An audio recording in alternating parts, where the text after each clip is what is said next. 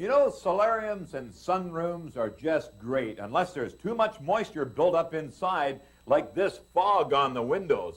You know, that being condensation is something that can be corrected, and it should be, because it sure doesn't add to the energy efficiency of your home.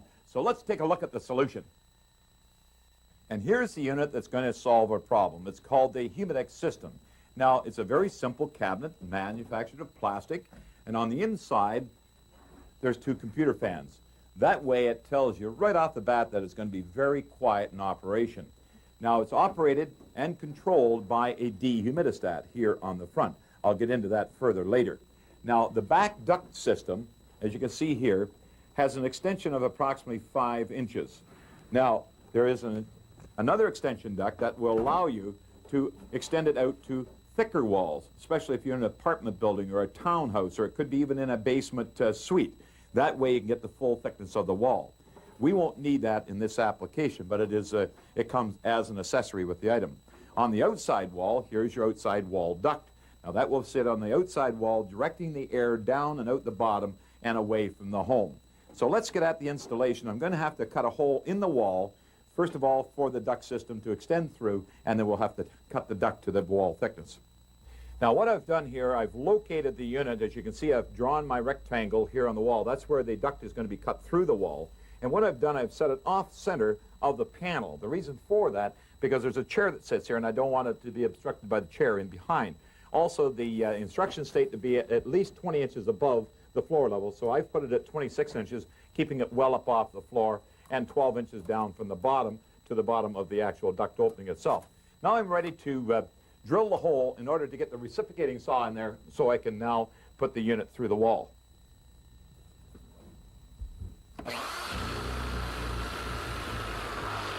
Using my drill, I'm going to drill a 1/4-inch hole in each of the 4 corners of the rectangle, right through to the outside. That'll identify the duct size on the outside as well, and as well give me an area where my reciprocating saw can come in and complete the cut into the corner.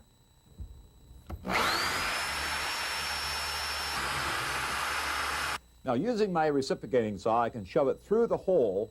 That way now I can cut the whole sandwich panel at one time. Now, if you don't have a reciprocating saw, just go out and rent one. They're available, but they're sure nice to use. They're just like a big jigsaw.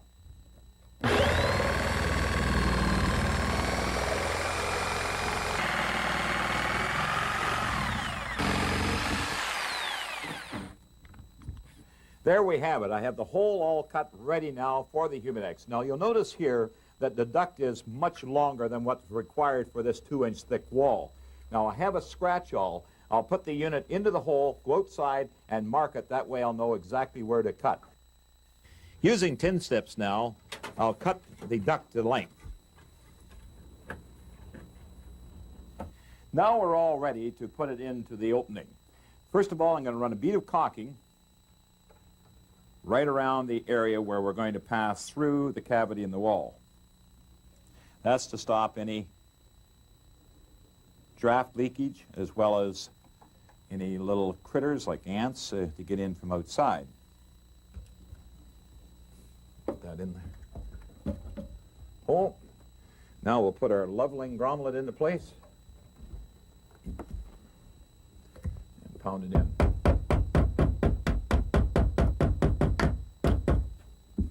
There we are. Now we'll put the 3 more nails in around the perimeter. Now, the little expansion plug that has a retaining nail are very easy to put in. You just shove them into the 1/4-inch hole through the little rubber grommet, and that stops any noise transfer onto the wall and holds it tight to the wall. Now the installation's complete, all ready for the outside wall cap. Let's go out and put that on. Now, I've got the outside cap almost installed here, but let me explain to you what I've done. On the outside, where the duct came through from inside the room, I've taken a metal flashing that comes along with the unit, and as you can see it here, crimped over the top of the outside cap. That way, when you shove the cap up into it at this point, there's not going to be any leaking get down into the room. I've run a bead of caulking around the entire frame, and now screwing it down into place, and you'll see the caulking ooze out around the perimeter. There, let's wipe off that caulking. There, that's got it. Now let's go upstairs and see how it works. The system is powered up by a 110-volt circuit. All you have to do is plug it into the closest duplex receptacle. Now we're all set. Now let me turn the dial from off to summer, and there won't be any increase in speed as far as the motors to exhaust. But let's turn it to the winter setting. There, you can hear it. Now that's exhausting, and that will exhaust until the relative humidity in this room reduces down to 40%.